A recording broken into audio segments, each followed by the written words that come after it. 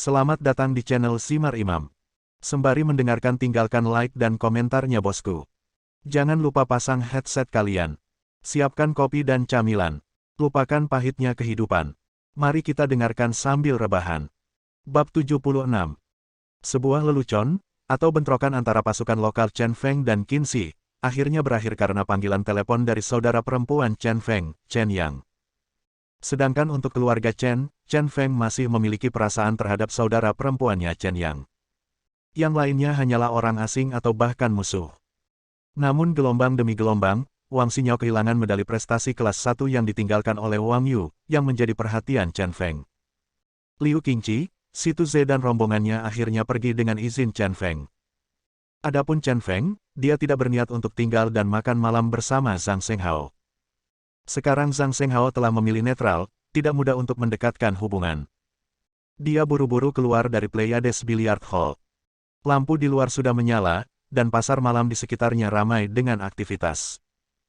Zhang Shenghao tahu bahwa dia dianiaya kali ini dan tidak berani mencoba menyelamatkan Chen Feng, tetapi dia masih mengumpulkan keberanian untuk mengatakan, "Saudara Chen, saya minta maaf, dan mohon maafkan saya. Seringkali, saya tidak hanya harus membuat rencana untuk diriku sendiri, tetapi juga untuk orang lain. Rencana lebih dari 100 saudaraku." Dia mengatakan yang sebenarnya. Tanpa sepenuhnya mengetahui kekuatan Chen Feng, dia tidak berani mempertaruhkan seluruh masa depannya pada Chen Feng. Bagaimanapun, mereka menghadapi 2 dari 3 keluarga besar di Qin Shi. Namun, dilihat dari sikap 2 keluarga bangsawan besar terhadap Chen Feng saat ini, potensi atau energi Chen Feng sangat menakutkan. Hubungan halus antara keduanya membuat Zhang Xinyan merasa tidak nyaman terjebak di tengah-tengah. Dia berdiri di belakang Chen Feng, ragu-ragu sejenak, lalu mengumpulkan keberanian untuk menarik pakaian Chen Feng dengan lembut. Chen Feng berbalik, matanya yang besar berkedip, dan dia berkata dengan hati-hati, "Chen Feng, kamu tidak perlu mengatakannya, ayahmu dan aku tidak memiliki persahabatan apapun sejak awal. Alasan mengapa aku membantunya sebelumnya adalah semata-mata demi hal itu. Dari segi wajahmu, karena ayahmu tidak mempercayaiku, aku tidak punya apa-apa untuk dikatakan, ayo kita berpisah mulai sekarang." Chen Feng melakukannya tidak mengubah sikapnya terhadap Zhang Shenghao karena sifat centil Zhang Xinyan. Menurutnya, Zhang Shenghao terlalu berorientasi pada keuntungan. Merasa kecewa, Zhang Xinyan menarik tangannya. Tanpa bantuan Chen Feng, tidak akan ada dukungan untuk negosiasi hari Sabtu. Zhang Shenghao masih memiliki akal sehat dan tidak marah karena perkataan Chen Feng, malah dia khawatir karena hubungan antara Chen Feng dan Zhang Xinyan akan terpengaruh. Dia buru-buru menghibur Zhang Xinyan, "Xinyan, kamu tidak perlu mengatakan apapun. Ini salahku atas apa yang terjadi hari ini. Jika saudara Chen tidak memiliki keterampilan seperti itu, saya mungkin akan menimbulkan konsekuensi serius bagi saudara Chen jika hanya berdiri dan menonton. Kamu dan kakak Chen kembali ayo, jangan khawatirkan aku." Kata-kata ayahnya akhirnya membuat Zhang Xinyan merasa jauh lebih lega. Dia juga menemukan jawabannya. Sekarang Chen Feng marah, jika dia kembali dan menghibur dia, mungkin Chen Feng akan memaafkan ayahnya. Paling buruk, dia bisa kembali dan mengambil nasi goreng telur terbaiknya dan memberi Chen Feng suguhan yang enak. "Guru Zhang, jangan kembali hari ini, tetaplah di klub Sing Sing." Zhang Xinyan, yang hendak pulang bersama Chen Feng, tertegun sejenak. Untuk beberapa alasan, dia merasa sangat bersalah dan tidak nyaman di hatinya, mungkinkah Chen Feng yang harus menyalahkannya atas hal ini. Dia tidak percaya bahwa tidak peduli bagaimana sikap ayahnya hari ini, dia akan berdiri bersama Chen Feng dari awal sampai akhir. Zhang Shenghao bereaksi dengan cepat, melihat tatapan menyedihkan putrinya, dan tahu bahwa putrinya telah salah paham, jadi dia buru-buru berkata, "Saudara Chen, maksudmu kalian semua akan berada dalam bahaya malam ini." Kesedihan menghilang seketika, mata Zhang Xinyan melebar. Berkedip pada Chen Feng. "Berbahaya. Bukankah ini belum berakhir?" Chen Feng mengangguk dan berkata, "Ya, saya kira kedua keluarga ini tidak akan menyerah. Setelah menderita kerugian yang begitu besar, jika kedua anak laki-laki ini kembali dan menangis, membuat masalah dan gantung diri, ayah mereka pasti tidak akan bisa duduk. Pasti akan ada balas dendam, dan itu akan sangat kuat, jadi Zhang Xinyan tidak bisa bersamaku malam ini." Setelah mendengarkan kata-kata Chen Feng, Zhang Xinyan akhirnya memahami niat Chen Feng dan menjadi semakin gugup. Namun, yang paling dia khawatirkan saat ini bukanlah dirinya sendiri, melainkan Chen Feng. Dia buru-buru berkata, Chen Feng, bagaimana denganmu? Kalau tidak, kamu bisa tinggal, lagi pula, ayahku punya banyak orang yang bisa melindungimu. Chen Feng tidak bisa menahan tawa dan berkata, bukannya aku memandang rendah pada ayahmu, hanya kekuatan ayahmu. Kedua keluarga ini dapat menghancurkanmu sampai mati dengan gerakan apapun dan menahanmu di sini. Pertama, target utama pihak lain bukan padamu, jadi mereka belum tentu menyerangmu. Itu juga merupakan jaminan untuk berjaga-jaga. Kedua, kamu tidak bersamaku. Aku bisa merasa lebih bebas, terus terang, bebanku berkurang. Chen gila, kamu. Disebut sebagai beban, Zhang Xinyan sangat marah dan menoleh ke samping. Sial, niat baikmu tidak dihargai. Setelah melambai ke Zhang Shenghao, Chen Feng menarik Wang Xinyao, yang diam, dan pergi. Begitu dia pergi, Zhang Xinyan menghentakkan kakinya dengan marah. Dia berteriak ke arah di mana Chen Feng pergi, Chen Feng, kamu bajingan. Meskipun dia benar-benar ingin pergi bersama Chen Feng, kata-kata Chen Feng yang menyakitkan dan memberatkan juga membuatnya menyadari kenyataan. Demi keselamatan Chen Feng, dia tidak bisa melibatkan Chen Feng. Berjalan ke pinggir jalan, Chen Feng menghentikan taksi dan masuk bersama Wang Xinyao. Tuan, pergilah ke desa di kota. Sopir itu mengangguk dan melaju. Wang Xinyao duduk dengan gugup di samping Chen Feng, memasang tampang manis namun menyedihkan, dan tersenyum jujur pada Chen Feng.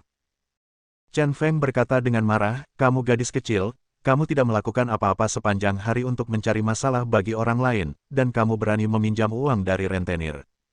Apakah kamu gila? Wang Xinyao cemberut, mencabut kuku jarinya, dan berkata dengan sedih, tas itu benar-benar sangat indah. Chen Feng sedikit terdiam dan berkata terus terang, jika saya tahu bahwa Anda adalah orang yang tidak dapat diperbaiki, saya seharusnya tidak menghabiskan begitu banyak usaha hari ini dan menyinggung dua kekuatan besar seperti itu. Sebelum aku bisa mendidikmu dengan baik, kerugian besar. Wang Xinyao tersenyum dan mengangkat 3 jari tangan kanannya, lalu berkata dengan serius, Paman, aku bersumpah, aku akan mengubah caraku dan tidak pernah membeli barang mewah lagi. Chen Feng menggelengkan kepalanya tak berdaya, apapun yang kamu inginkan, kamu dapat membelinya, dan aku tidak akan peduli jika aku dipermainkan sampai mati lain kali. Pamanku yang baik. Wang Xinyao meraih lengan Chen Feng dan berkata dengan genit, mengapa kita tidak kembali ke komunitas kehutanan daripada kembali ke desa di kota. Chen Feng tidak berdaya dengan cara Wang Xinyao yang centil dan menekan jari telunjuk tangan kanannya. Dia menepuk dahi Wang Xinyao dan berkata, tentu saja saya sama seperti Anda, Guru Zhang. Saya akan mencarikan Anda tempat yang aman. Ngomong-ngomong, ketika Anda kembali, cepat letakkan di celanamu dan telanjangi pantatmu. Apakah itu menyenangkan? Paman, kamu. Wajah Wang Xinyao menunjukkan ekspresi. Hong melirik pengemudi di depannya dengan dagunya. Mendengarkan percakapan antara keduanya, pengemudi itu tertawa dan berkata, kamu dan pamanmu memiliki hubungan yang sangat baik, tetapi keponakanku dan aku tidak memiliki hubungan sama sekali. Chen Feng menyipitkan mata dan menatap pengemudi di kaca spion. Dan tiba-tiba suaranya menjadi sedikit lebih dingin dan dia berkata, jangan menunggu lebih lama lagi. Jika Anda perlu mengambil tindakan, lakukanlah. Jika tidak, semuanya akan berakhir. Ekspresi pengemudi berubah dan dia membanting rem. Kemudian dia mengeluarkan pistol dari tangannya dan berbalik untuk menunjuk ke arah Chen Feng. Wang Xinyao sangat ketakutan sehingga dia memegangi kepalanya dan berteriak, tetapi Chen Feng bereaksi dengan cepat dan mengulurkan tangan kanannya, menyeret pergelangan tangan pengemudi ke atas. Bang-bang. Kedua tembakan itu mengenai atap mobil. Saya tidak tahu apakah harus hidup atau mati. Chen Feng tiba-tiba mengerahkan kekuatan dengan tangan kanannya dan langsung mematahkan pergelangan tangan pengemudi, dan pistolnya jatuh lurus ke bawah. Dia menangkap pistol itu dengan tangan kirinya dan dengan cepat menempelkannya ke kepala lawannya. Jangan bergerak, aku akan menghajarmu sampai mati jika kamu bergerak. Katakan, siapa yang mengirimmu ke sini? Sopir itu berkata tanpa ekspresi, sebagai seorang pembunuh, saya masih memiliki etika profesional. Chen Feng segera tertawa dan memarahi dengan sinis, hanya kamu. Apakah kamu seorang pembunuh lagi? Berhentilah menghina profesi ini dan berkata, siapa yang mengirimmu ke sini? Ada batas kesabaranku. Ayo mati bersama. Pembunuh itu meliriknya, tiba-tiba mulutnya menjadi galak, dan dia meletakkan tangannya ke dalam pelukannya. Chen Feng tidak mengatakan apa-apa, dan hanya menembak, dengan 2 poni, semuanya mengenai lawan. Ah! Wang Xinyao berteriak ketakutan. Chen Feng segera keluar dari mobil, berubah menjadi pelukan si pembunuh, dan mengeluarkan granat. Palsu. Dia menimbang granat di tangannya dan kemudian melemparkannya ke samping. Xinyao, jangan takut. Dia menghibur Wang Xinyao, yang menutupi kepalanya. Chen Feng mendorong tubuh si pembunuh ke kursi penumpang dan mengemudikan mobilnya sendiri.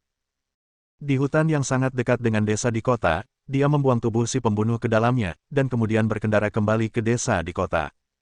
Bab 77. Jauh di dalam klub elegan di pinggiran kota, dua pria parubaya sedang duduk di sebuah ruangan elegan. Di samping mereka, seorang wanita yang sangat cantik, mengenakan seragam dan stoking hitam, sedang berlutut di tanah, membuatkan teh untuk mereka berdua dengan cara yang elegan. Salah satu pria berwajah persegi dengan setelan tang hitam mengambil cangkir teh. Dia mengendusnya dengan lembut, merasa mabuk beberapa saat, lalu mengangkat kepalanya dan meminum semuanya dalam satu tegukan. Dia memejamkan mata untuk menikmati rasanya, dan mengelus pantat bulat wanita itu dengan tangan kanannya. Orang ini adalah andalan generasi kedua keluarga Situ dan pengelola industri hitam, Situnan. Duduk di seberangnya adalah seorang pria pendek bermata kecil, berkacamata dan kemeja kecil, dengan penampilan jujur. Pria ini sangat mirip dengan Liu Qingqi. Dia adalah ayah Liu Qingqi, Liu Jianyun. Pada saat ini, ada ketukan di pintu, dan Situnan berkata dengan suara membosankan, "Masuk." Dua orang mendorong pintu hingga terbuka dan masuk. Tian Zongyi lah yang baru saja pergi ke aula biliar Sing Sing, dan Liu Santu. Nama belakang Liu Santu adalah Liu, tetapi dia adalah anggota jaminan dari keluarga Liu dan tidak dapat mewarisi. Tapi di antara seluruh sekte sampingan, dia bisa dianggap sebagai jenderal yang cakap. Setelah keduanya masuk, mereka masing-masing menyapa Liu Jianyun dan Situnan, tetapi keduanya terlihat jelek. Melihat wajah tegang kedua orang itu, Liu Jianyun terkekeh dan berkata, "Sepertinya kamu menderita kerugian besar di sini. Sudah kubilang sebelumnya, orang ini luar biasa." Alasan mengapa Liu Santu dikirim ke sana adalah Liu Santu. Statusnya tidak rendah, dan dia dianggap sebagai pemimpin di antara keluarga Liu. Dari keduanya, Liu Santu adalah yang paling stabil di antara generasi kedua keluarga Liu, hingga membuatnya begitu marah. Bayangkan seperti apa pemandangannya hari ini. Liu Santu masih marah dan berkata kepada Liu Jianyun, "Saudaraku, kamu tidak tahu apa yang dilakukan orang gila itu pada Qingqi. Dia kehilangan 7 atau 8 gigi telanjangnya, dan bahkan membuat Qingqi mengunyah leher bebek itu meskipun dia kehilangan giginya. Ini sangat memilukan." Setelah mendengar ini, wajah Liu Jianyun tiba-tiba menjadi gelap. Dia membanting meja dan berkata dengan kejam, "Orang gila ini benar-benar melanggar hukum." Meskipun ayahnya, Liu Fengyan, kepala keluarga Liu, mengingatkannya dalam banyak hal bahwa Chen Feng terlalu tidak biasa, konflik ini hanya bisa diubah menjadi masalah besar dan masalah sepele. Namun, setelah mendengar putranya dipukuli dengan sangat parah, sebagai seorang ayah, bagaimana dia bisa duduk diam dan tidak melakukan apa-apa? Sekarang dia ingin mengupas kulit Crazy Chen. "Zonyi, bagaimana kabar AC?" Situnan bertanya pada Tian Zonyi, mengangkat tangan kanannya dan melambai kepada wanita yang membuat teh. Wanita yang sangat cantik itu berdiri, membungkuk lagi, dan pergi perlahan. Tian Zonyi berkata, "Tuan, Aze juga berada dalam situasi yang menyedihkan kali ini. Dia ditendang beberapa kali oleh Chen gila itu dan pakaiannya dilucuti. Jika saya terlambat selangkah, Aze akan terlempar dari lantai 2 olehnya." Situnan mendengus dingin dan berkata, "Seperti yang diharapkan dari Raja Iblis Kecil Yanjing, tapi itu juga terjadi 3 tahun lalu. 3 tahun lalu, dia adalah tuan muda kedua dari keluarga Chen di Yanjing dan murid yang bangga dari Tuan Yan. Dia adalah bintang baru yang paling mempesona di dunia militer. Pada saat itu, dia memiliki modal dan kesombongannya dapat dimengerti." Dia mengubah nada suaranya dan melanjutkan, "Tapi bagaimana sekarang? Dia diusir dari keluarga Chen, dan Tuan Yan yang melindunginya juga meninggal. Untuk beberapa alasan yang tidak diketahui, dia sepenuhnya dikeluarkan dari lingkaran militer. Dia juga mendengar bahwa Yan Jing banyak kekuatan besar tidak bisa mentolerirnya. Dalam situasi seperti ini, dia lebih buruk daripada anjing yang tersesat. Dia benar-benar datang ke Qinzi untuk memamerkan kekuatannya. Itu sungguh keji." Liu Jianyun mengerutkan kening dan menghela nafas, "Tapi sekarang tidak orang tahu itu 3 tahun lalu apa yang terjadi.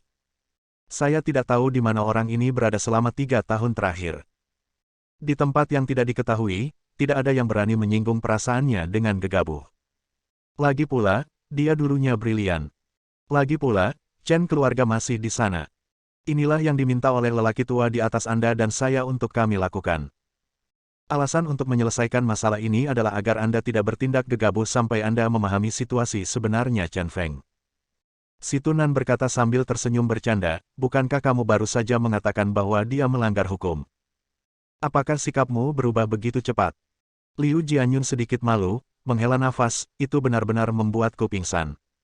Dia benar-benar merontokkan gigi Qingqi. Itu sangat penuh kebencian. Lalu kamu berencana menelan nafas ini?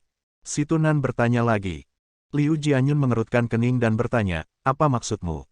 Tiba-tiba matanya menjadi seram, dan si Tunan meremas cangkir teh di tangannya dengan paksa. Dia berkata dengan kejam, bunuh dia, dan kita akan menyingkirkan masalah selamanya. Setelah memikirkannya, Liu Jianyun bertanya dengan suara yang dalam, lalu apa yang akan dijelaskan orang tua itu? Si Tunan mencibir, semuanya sudah selesai, apalagi yang bisa dikatakan orang-orang tua itu. Mereka lebih tua dan memiliki banyak kekhawatiran. Kami, para junior, harus berbagi kekhawatiran mereka. Kebencian karena gigi anak saya dicabut sungguh sulit untuk diterima. Liu Jianyun juga memiliki niat ini, jadi dia mengangguk dan berkata, oke, Anda dan saya akan bergabung dan membunuh orang gila ini. Itu akan mudah. Si Tunan tertawa dan berkata, itulah yang saya tunggu, saudara. Untuk jujur, aku sudah punya sesuatu untuk dikatakan. Kami telah mengaturnya, dan setan kecil ini pasti akan berubah menjadi orang mati hari ini. Tian Zhongyi, yang berada di samping, mengingatkan dengan sedikit khawatir, Tuan, ini Chen Feng benar-benar memiliki beberapa trik. Saya melawannya beberapa kali, dan kekuatannya dia di atas saya, jadi orang yang dikirim untuk membunuhnya harus membunuhnya dengan satu pukulan, jika tidak akan ada masalah. Liu Santu juga setuju, ya, orang ini sangat kuat. Kami menyaksikan dia membunuh Situ Ze sendirian dengan mata kepala kami sendiri. Dia mengangkat tangannya, dan generasi ketiga yang penting dari keluarga Liu kami semuanya memiliki pengawal pribadi yang sangat kuat, terutama anak Qingqi. Pengawal pribadi Leng Feng adalah murid dari pedang iblis Jiu Quan. Dia sebenarnya ditikam di lengan oleh Chen Feng, dan ditusuk lagi. Tangannya ditusuk, dan seluruh tubuhnya dipaku ke meja. Terlalu mengerikan untuk dilihat. Mendengar nama itu dari pedang iblis Jiu Quan, Si Tunan merasa sedikit terkejut dan bertanya, tetapi apakah itu pedang iblis Jiu Quan dari daftar iblis malam gelap? Liu Jianyun mengangguk dan berkata, ya, orang tua itu adalah tamu kami keluarga Liu. Si Tunan diam-diam terkejut. Setelah berada dalam kegelapan selama bertahun-tahun, putranya hanya memiliki pemahaman yang dangkal tentang kata malam yang gelap. Satu hal yang pasti, selama orang bisa masuk dalam daftar malam gelap, mereka adalah makhluk sesat dengan kekuatan yang menakutkan. Memiliki orang yang begitu kuat yang bertanggung jawab atas keluarga Liu menambah banyak kekuatan. Setelah memikirkannya, Si Tunan berkata, jika Chen Feng dapat mengalahkan iblis pedang Jiu Quan, kami akan sangat takut. Bagaimanapun, hanya murid dari iblis pedang Jiu Quan yang dikalahkan, jadi kami tidak perlu panik. Tapi demi kehati-hatian, maka aku akan mengatur agar dua tuanku muncul. Upaya sebelumnya mengirimkan penembak jitu untuk membunuh Chen Feng berakhir dengan kegagalan, yang memaksa Si Tunan untuk bertindak hati-hati. Namun, dua orang yang dia kirimkan sama-sama merupakan guru pertapa tersembunyi dari keluarga Situ. Bekerja sama untuk membunuh Crazy Chen jelas merupakan hal yang mudah. Liu Santu tiba-tiba teringat sesuatu dan berkata kepada Liu Jianyun, saudaraku, kakak laki-laki Leng Feng, Leng Yan baru saja mendengar tentang cedera Leng Feng dan siap membalas dendam untuk adik perempuannya. Liu Jianyun mengangguk dan berkata kepada Si Tunan, Leng Yan juga murid Jiu Quan Sword Demon bahkan lebih kuat dari Leng Feng. Karena dia ingin membalas dendam, saya akan mengirim dia untuk membantu. Saya yakin dia akan mampu membunuh Chen Feng. Si Tunan sangat gembira dan berkata sambil tersenyum, kedua orang saya ini sama-sama kelas 1. Pakar, ditambah kata-kata dingin, telah menjadi situasi kematian tertentu bagi Chen Feng. Jadi saya berharap kita dapat bekerja sama dengan bahagia dan menunggu berita kematian Chen Feng. Bab 78. Setelah bercanda dengan saudari Su beberapa saat, Chen Feng membawa Wang Xinyao kembali ke halaman. Dayong.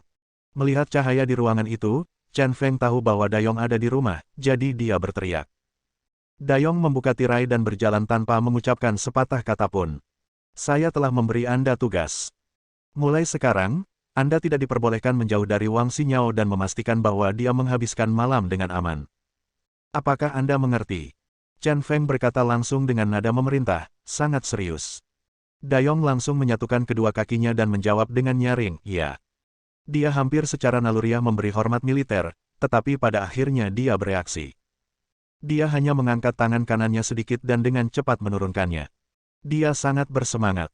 Pada saat ini, sepertinya dia telah kembali ke masa Departemen Perang, dan dia bahkan mendengar perintah yang telah lama hilang dari tim. Tapi, Wang Xinyao di samping sedikit ragu-ragu. Dia melihat tangan kiri Dayong yang cacat dan tidak malu untuk mengatakan apapun. Namun saya berpikir, bisakah penyandang disabilitas melindunginya?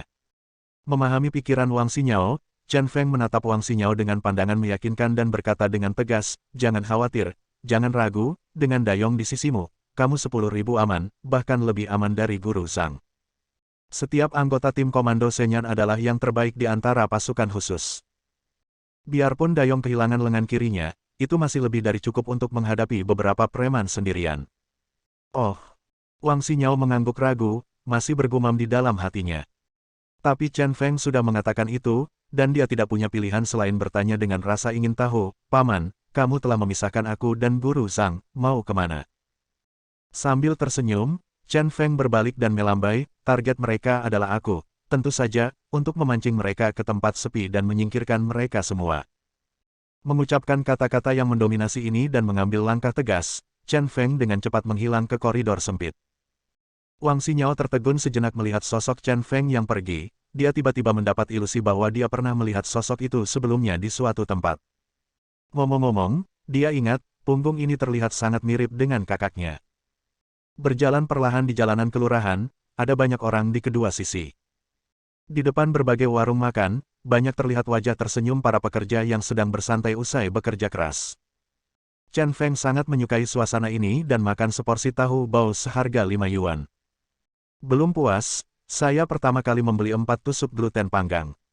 Walaupun saya pernah melihat cara saudara gluten merendam gluten di halaman, itu agak najis, tapi jangan dibilang, ini enak banget. Dia makan sambil berjalan, dan setelah beberapa saat, dia meninggalkan desa menuju kota. Di kota dan di luar desa, popularitasnya langsung turun setengahnya. Berjalan menyusuri parit reruntuhan Han, sesekali saya bertemu dengan beberapa anak muda yang duduk di tepi sungai sambil menggerogoti leher. Malam yang sejuk ini cukup menyenangkan. Setelah berjalan sekitar 2 perhentian, kami sampai di sebuah taman peninggalan. Karena gelap, tidak ada siapa-siapa. Chen Feng melewati penjaga keamanan yang berpatroli dan memasuki taman. Perlahan berjalan menuju patung raksasa Kaisar Wu dari dinasti Han. Cahaya bulan keperakan memancarkan lapisan cahaya putih yang membelai Kaisar Wu yang perkasa dari dinasti Han. Sambil berputar pelan, dia memegang pedang di satu tangan dan menunjuk ke kejauhan dengan tangan lainnya, menatap dunia dengan kekuatan mendominasi yang tidak biasa. Chen Feng sangat menyukai patung ini dan juga menyukai Kaisar Wu dari dinasti Han. Namun penampilannya tidak sopan, lelaki tua kepala desa itu berjongkok di sana seolah-olah sedang jongkok di pintu masuk desa, makan gluten sesuap demi sesuap. "Nafsu makanmu bagus." Tiba-tiba, seorang lelaki tua berjubah hitam muncul dari patung Kaisar Wu dari dinasti Han. Jubah lelaki tua kurus itu sedikit berkibar tertiup angin malam. Seluruh orang memberikan perasaan yang tidak menentu, seolah-olah tidak ada dukungan dari kakinya dan seluruh orang melayang di udara. Chen Feng sama sekali tidak terkejut dengan penampilan lelaki tua itu dan sangat tenang. Sambil makan gluten, dia berkata, "Semuanya, silakan keluar dan ikuti kami sepanjang jalan. Kalian tidak akan terlalu lelah." Benar saja, 2 orang lagi muncul dari sisi lain patung raksasa itu. Seorang lelaki tua yang kuat dan berjanggut, meskipun usianya lebih tua, ia memiliki semangat yang kuat dan perkasa. Sepertinya ada gunung besar yang menekan di bawah sana. Seorang pemuda kurus, memegang parang, tersenyum aneh. "Awalnya aku membeli 3 tusuk sate lagi, berpikir bahwa aku akan mengirimmu kembali ke barat dan memberimu makanan enak sebelum kamu mati, tapi kalian bertiga sangat pemalu sehingga kamu tidak berani bergerak sepenuhnya. Kamu benar-benar penakut seperti tikus, sekarang sudah selesai, aku sudah makan semua glutennya, jadi aku tidak akan meninggalkan satu pun untukmu." Chen Feng melemparkan keempat batang kayu itu ke tanah, berdiri dan meregangkan tubuh.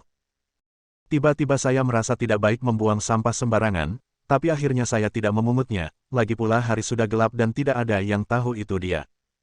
Bulan purnama menggantung di langit, dan ada ombak gelap di danau. Pemandangannya indah dan tempatnya lumayan, tempat yang damai dan santai untuk bertarung." Pemuda itu adalah kakak laki-laki Leng Feng, Leng Yan, dia datang ke sini untuk membalaskan dendam adik perempuannya. Berbeda dengan Leng Yan yang menggunakan parang. Terbuat dari besi laut, keterampilan pedang selama 10 tahun memberinya kepercayaan diri untuk membunuh pria ini. Saya kakak laki-laki Leng Feng, Leng Yan. Anda menyakiti adik perempuan saya dengan tingkat kekejaman yang keterlaluan. Jika Anda bisa mati di bawah pedang saya hari ini, Anda layak mati. Kata Leng Yan, selalu berbicara. Aneh dan aneh. Mendengar ini, Chen Feng diam-diam tersenyum dan menggelengkan kepalanya, dan mencibir, kamu juga murid dari iblis pedang Jiuquan omong kosong yang memotong ikan dan menyembelih udang. Aku benar-benar bingung. Apa yang bisa kamu pelajari dari mengikuti kelas 2 itu pendekar pedang? Kamu berani menghina tuanku. Leng Yan, yang terstimulasi oleh kata-kata itu, langsung marah. Dia mengayunkan pedangnya dan siap menyerang. Orang tua berjanggut itu mendengus dingin dan berkata, lidahmu sangat tajam sehingga kamu tidak perlu memamerkan kemampuan retorikamu. Bawahanku tahu yang sebenarnya. Kudengar kamu sangat pandai kungfu. Aku, Jia Tongtian, harus belajar darimu hari ini. Jia Tongtian. Chen Kuangyong. Dia berkata dengan nada yang sangat menghina, saya sama sekali tidak mengenal Anda. Orang tua berjubah hitam berkata, kamu tidak mengenal kami. Hanya bisa dikatakan bahwa levelmu tidak cukup tinggi. Tentu saja, tikus tanpa nama tidak mengetahui nama kami. Tapi karena aku ingin membunuhmu hari ini, sebaiknya kami beritahu kamu siapa kami agar kamu bisa mengerti. Nama saya Liu Qingshan, dan Jia Tongtian serta saya sama-sama tamu keluarga situ. Dalam keadaan normal, kami tidak akan mengambil tindakan dengan mudah. Anda bisa mati di tangan kami hari ini. Ayo, ini kehormatan Anda. Mendengar ini, Chen Feng tertawa terbahak-bahak, tawanya penuh ejekan. Dia berkata dengan suara yang dalam, kalian berdua orang tua sungguh konyol. Kalian bertiga mengepungku dan membunuhku sendirian. Beraninya kalian menaikkan status kalian sendiri di sini. Apa-apaan ini? Alasan mengapa tuanmu meminta kalian bertiga bergabung untuk mengepung dan membunuhku adalah terus terang, tidak ada di antara kalian yang sebaik aku, dan kalian masih di sini dengan sikap terlalu percaya diri dan tidak tahu malu. Jika aku jadi kamu, aku akan melompat ke Danau Seul dan menenggelamkan diriku sendiri, sehingga aku bisa begitu tak tahu malu di usia tua. Kamu. Liu Qingshan langsung marah dan terus berkata, kamu adalah anak yang sombong. Jia Tongtian juga menatap Chen Feng dan tegur Chen Feng, hari ini adalah kematianmu yang pasti, sayang. Katakan saja apa yang kamu katakan. Lagi pula, jika kamu mati, lidahmu akan kaku, dan tidak akan ada omong kosong seperti itu. Liu Qingshan dan aku mengambil tindakan pada saat yang sama, dan tidak ada seorang pun yang selamat. Nak, bangun. Apa yang kamu bicarakan dengannya? Lihat pisaunya. Leng Yan tidak tahan lagi, dia memegang pedang di depannya dengan tangan kanannya dan berjalan lurus menuju Chen Feng. Chen Feng berdiri di bawah patung raksasa Kaisar Wu dari dinasti Han, dengan sedikit lengkungan di sudut mulutnya. Ayo bertarung. Dia melompat dan bertarung dengan Leng Yan dengan tangan kosong. Bab 79. Meskipun ketiga orang ini semuanya merasa benar sendiri dan agresif. Tetapi bagi Chen Feng, jika dia serius ingin membunuh ketiga orang ini, hanya perlu 3 langkah. Tapi sekarang dia baru saja kembali ke kota, lebih baik tidak memperlihatkan kekuatannya sendiri. Semakin lama kekuatan Anda terungkap, Anda akan semakin aman. Kecuali jika tidak ada penonton sama sekali, maka dia akan langsung membunuh tanpa syarat. Namun hal itu tidak mungkin dilakukan saat ini, karena selain ketiga orang tua tersebut, ada sekelompok orang yang menyaksikan pertempuran tersebut. Dalam hal ini, mari bertindak dan berpura-pura menjadi pasangan yang seimbang dengan ketiga orang ini. Setelah beberapa saat, dia akan mencari kesempatan untuk masuk ke hutan, dan kemudian membunuhnya. Dengan ide ini, Chen Feng memilih bertarung dengan Leng Yan selama beberapa ronde. Keterampilan pedang Leng Yan memang jauh lebih halus daripada Leng Feng. Setiap pedang sangat cepat. Di bawah sinar bulan yang redup dan lampu jalan, terdengar suara desiran samar, seolah-olah ada energi pedang samar di balik pedang itu. Chen Feng diam-diam memujinya, mengatakan bahwa kata-katanya yang dingin memiliki kekuatan. Itu saja. Melihat bahwa dia telah menekan Chen Feng, Leng Yan menjadi bangga, dan bahkan merasa bahwa Chen Feng tidak baik. Tidak butuh waktu lama baginya untuk membunuh lawannya dan membalaskan dendam adik perempuannya. Tapi sangat aneh bahwa Chen Feng telah sepenuhnya ditekan, tetapi setiap kali dia bisa melukai lawan, dia hampir selalu membiarkan lawan melarikan diri hingga batasnya. Dulunya memang kebetulan, tapi banyaknya pelarian ekstrim membuat Leng Yan sedikit terkejut. Chen Feng tidak bisa menahan tawa pada dirinya sendiri. Adegan ini sungguh melelahkan. Saya di sini untuk membantu Anda. Melihat mereka berdua terjebak di jalan buntu, tidak dapat menentukan pemenang untuk waktu yang lama, Liu Qingshan mengetukkan jari kakinya ke tanah, dan tubuh kurusnya tampak melayang keluar dari malam. Dan dia melompat, melebarkan sayapnya, dan terbang menuju Chen Feng seperti burung bangau terbang. Ini dia binatang buas. Chen Feng berteriak dengan dingin, dan kemudian bertarung dengan Liu Qingshan lagi. Liu Qingshan seringan burung layang-layang, sangat cepat, dan bahkan menggunakan satu set tinju bangau yang telah dia latih selama beberapa dekade, tinjunya tidak dapat diprediksi. Kali ini, Leng Yan bergabung kembali dan bertarung melawan Chen Feng bersama Liu Qingshan. Sialan! Chen Feng bertarung dan mundur pada saat yang sama. Setiap langkah yang diambilnya tampak sangat berbahaya, namun nyatanya tidak berbahaya sama sekali. Jika Anda berakting, Anda harus bertindak lebih realistis. Tidak, ketika dia menghindari tamparan Liu Qingshan, dia berpura-pura lalai, dan pedang dingin itu memotong pakaiannya dan hampir memotong dagingnya. Sungguh beruntung. Leng Yan diam-diam merasa kesal. Sayang sekali dia hanya sedikit kekurangan untuk menyingkirkan Chen Feng. Dia dan Liu Qingshan bergabung lagi, dan Chen Feng tampaknya berada di ambang kekalahan. Melihat Chen Feng akan dikalahkan, Leng Yan dan Liu Qingshan bekerja sama untuk melakukan beberapa gerakan, tetapi setiap gerakan hanya sedikit lebih buruk. Jia Tongtian akhirnya tidak bisa menahannya lagi dan tertawa keras, "Wah, kamu sudah menjadi pohon mati, biarkan aku mengirimmu kembali ke barat." Chen Feng hampir mencapai batasnya, dan bergabungnya Jia Tongtian hanyalah sebuah level kehancuran baginya. Jia Tongtian adalah seorang praktisi bajikuan, dan gerakannya sangat mendominasi. Dengan satu pukulan, Chen Feng dipukul mundur berulang kali. Mengambil kesempatan ini, Leng Yan dan Liu Qingshan menyerang pada saat yang sama, membuat Chen Feng bingung. Brengsek! Chen Feng berpura-pura malu dan memilih untuk memblokir kerusakan fatal Leng Yan. Sengaja menunjukkan kekurangannya, telapak tangan Liu Qingshan mengenai bahunya. Dia mundur beberapa langkah hingga menabrak pagar pembatas dan menenangkan diri. Kalian bertiga benar-benar luar biasa. Sepertinya aku akan mendapat masalah hari ini. Setelah memamerkan keterampilan, langkah selanjutnya adalah menunjukkan emosi. Chen Feng terengah-engah, dengan ekspresi serius di wajahnya, tapi dia tersenyum di dalam hatinya. Berpikir bahwa dia benar-benar bisa membunuh Chen gila, Jia Tongtian tertawa keras dan berkata, "Wah, sejujurnya, kekuatanmu cukup bagus. Merupakan keajaiban bahwa kamu bisa bertahan begitu banyak putaran dengan upaya gabungan dari kami bertiga. Jika hari ini salah satu dari kami hilang, kami mungkin tidak dapat membunuhmu." Liu Qingshan juga berkata, "Anak muda, sangat disayangkan bahwa dengan kekuatan seperti itu, Anda harus mati begitu cepat. Saya tidak tahan. Saya menyarankan Anda untuk tidak terlalu sombong di kehidupan selanjutnya dan meninggalkan sedikit waktu luang dalam hidup Anda." Leng Yan berkata dengan tidak sabar, "Mengapa kamu berbicara begitu banyak omong kosong padanya? Jika kamu membunuhnya, kita harus kembali untuk pulih." Dia berkata sambil mengangkat pisaunya dan menyerang. Kali ini, Chen Feng tidak berjuang keras, tetapi menggunakan kecepatan untuk menghadapi mereka bertiga. Dia mundur saat bertarung, dan sekilas, dia melihat hutan tidak jauh dari sana. Jadi, setelah memaksa Liu Qingshan mundur dengan satu pukulan, dia melompat ke samping dan mencoba melarikan diri ke dalam hutan. "Jangan biarkan dia melarikan diri ke dalam hutan, kami menggunakan seluruh kekuatan kami untuk membunuhnya dengan cepat." Melihat niat Chen Feng, Liu Qingyun melangkah ringan dan melompat tepat ke belakang Chen Feng.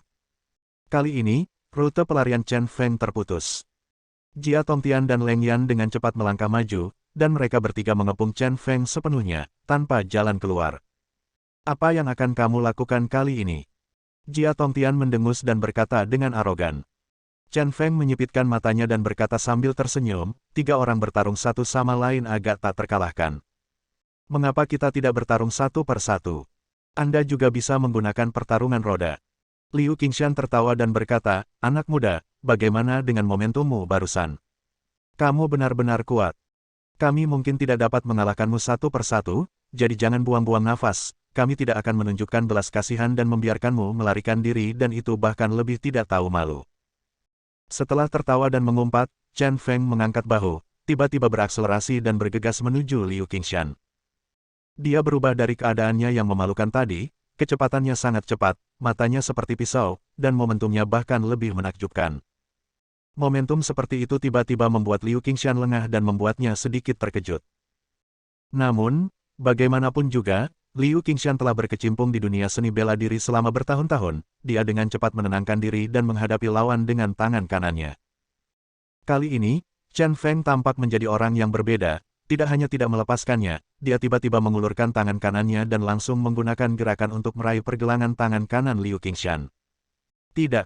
Liu Qingshan langsung terkejut dan memukul Chen Feng dengan telapak tangan kirinya.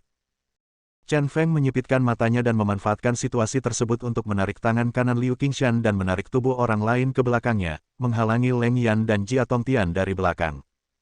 Dan dia memanfaatkan situasi tersebut untuk mempercepat dan bergegas ke dalam hutan. Ups, cepat kejar dia, jangan biarkan dia kabur. Jia Tongtian memegangi Liu Qingshan dan berteriak. Mereka bertiga mengikuti Crazy Chen ke dalam hutan. Berhenti pergi. Liu Qingshan berteriak dan memimpin serangan. Karena kesalahannya tadi, Chen Feng bersembunyi di hutan. Dia ingin menebus kesalahan masa lalunya, dan dia sangat percaya diri dengan kecepatannya dan pasti bisa mengejar Chen Feng. Namun, Chen Feng, yang sedang melarikan diri, tiba-tiba berhenti. Dia berbalik, menunjukkan senyuman hati-hati, dan menatap ketiga orang itu. Di dalam hutan, cahaya bulan lebih redup dan lampu jalan lebih redup berdiri di kejauhan. Chen Feng merasakan perasaan aneh yang tak terlukiskan. Hati Liu Qingshan tiba-tiba panik, dia tidak tahu kenapa, tapi dia merasakan ancaman kematian. Namun, gerakannya sudah dilepaskan, jadi bagaimana dia bisa menghentikannya? Dia langsung menyerang Chen Feng dengan tinju bangau. Idiot, memasuki hutan gelap ini adalah awal dari kematianmu. Chen Feng tiba-tiba melintas, seperti hantu di malam yang gelap. Liu Qingshan langsung terkejut, kecepatan dan momentum Chen Feng benar-benar berbeda dari sebelumnya. Tetapi sebelum dia sempat bereaksi, dia merasa pergelangan tangan kanannya terjepit erat di mulut harimau Chen Feng lagi, dan kemudian, sebuah kekuatan yang kuat mematahkan pergelangan tangannya dengan paksa. Dia merengek dan mundur.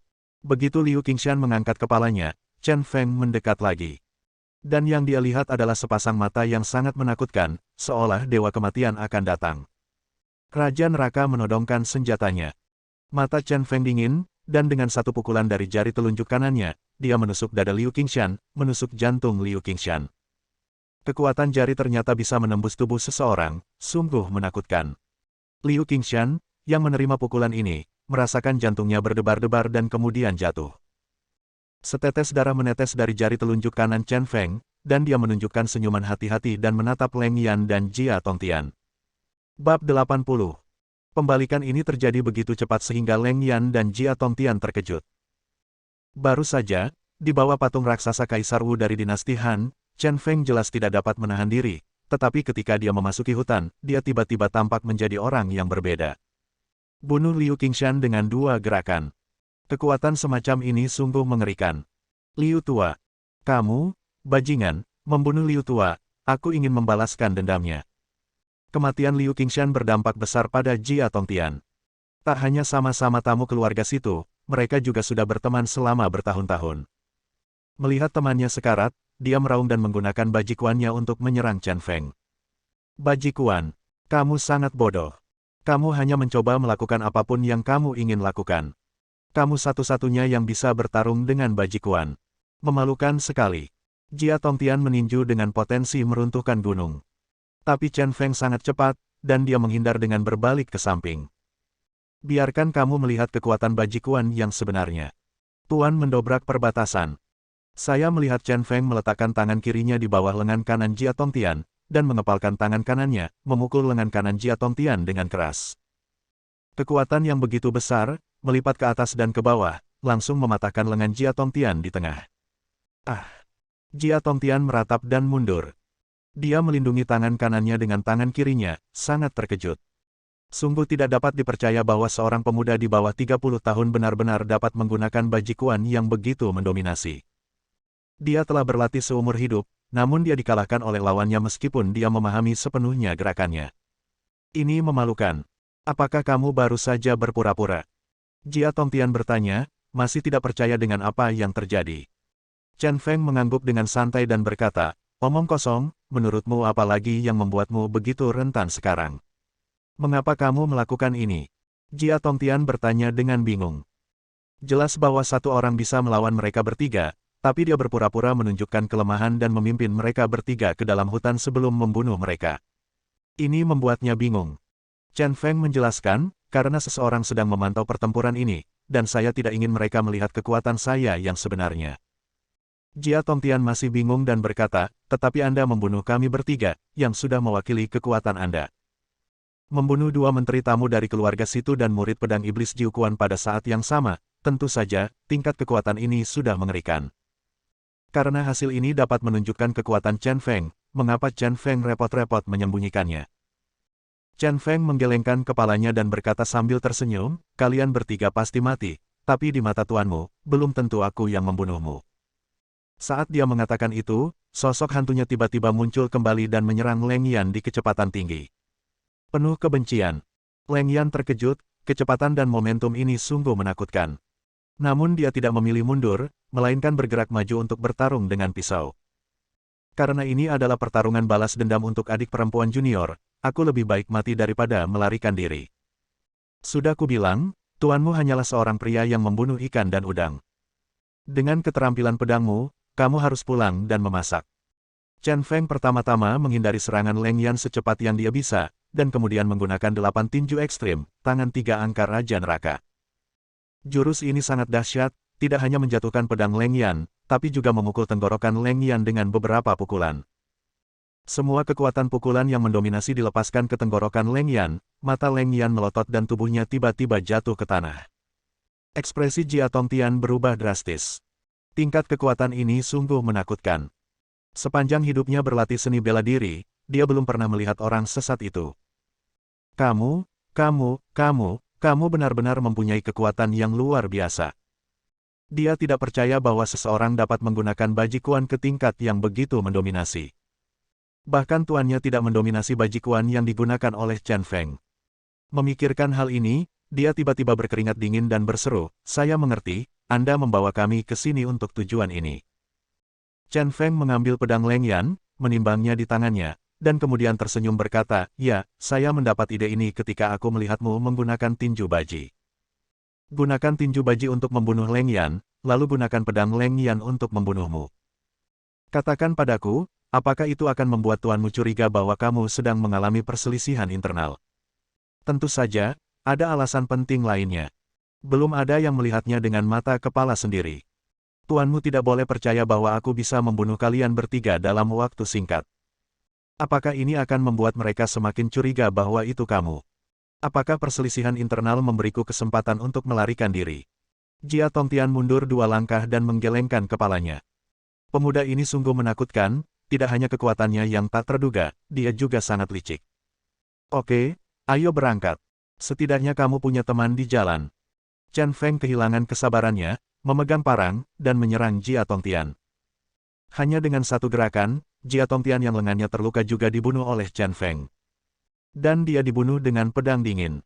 Sekelompok idiot yang merasa benar sendiri.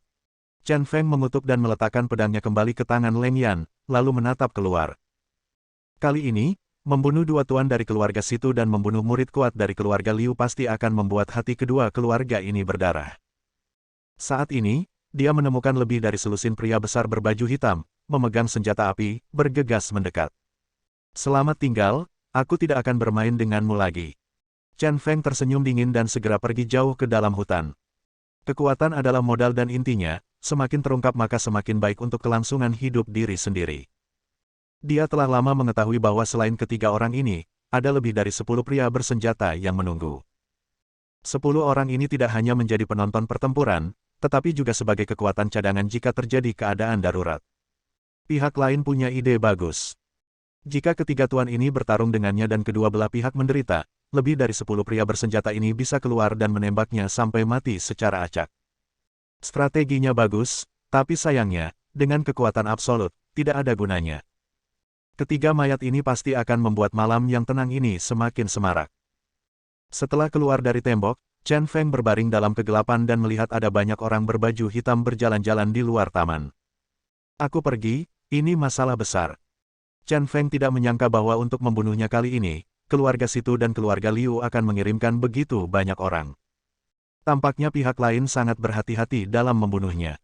Saat dia memikirkan cara untuk melarikan diri, mata Chen Feng tiba-tiba berbinar. Sebuah mobil BMW berwarna biru diparkir di pinggir jalan dengan lampu depan menyala.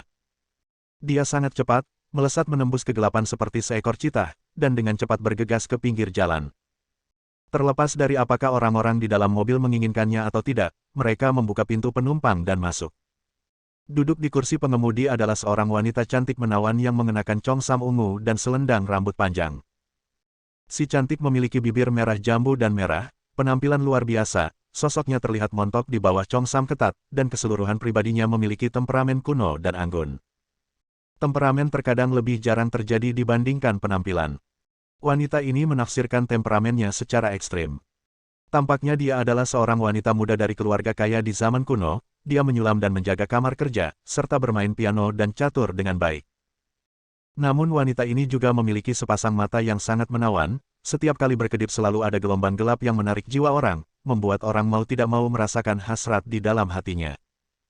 Sekilas, sepertinya pelacur terkenal yang sedang minum tinta dan minum bersama para penyair dan anak hilang di Sungai Qinhuai ribuan tahun yang lalu di dermaga.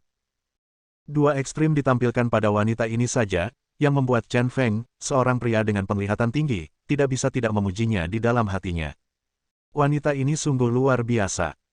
Si cantik juga terkejut, namun dengan cepat mendapatkan kembali ketenangannya, dan berkata sambil tersenyum, "Saudaraku, apakah kamu salah naik bas?" Suaranya sangat lembut, membuat telinga orang gatal, dan sangat nyaman. Sungguh penggoda yang menggoda. Mulut Chen Feng melengkung, tetapi dia tiba-tiba melihat beberapa pria berpakaian hitam mendekat melalui kaca spion. Kemudian, dia tertawa, lama-lama merogoh sakunya, dan menemukan $10.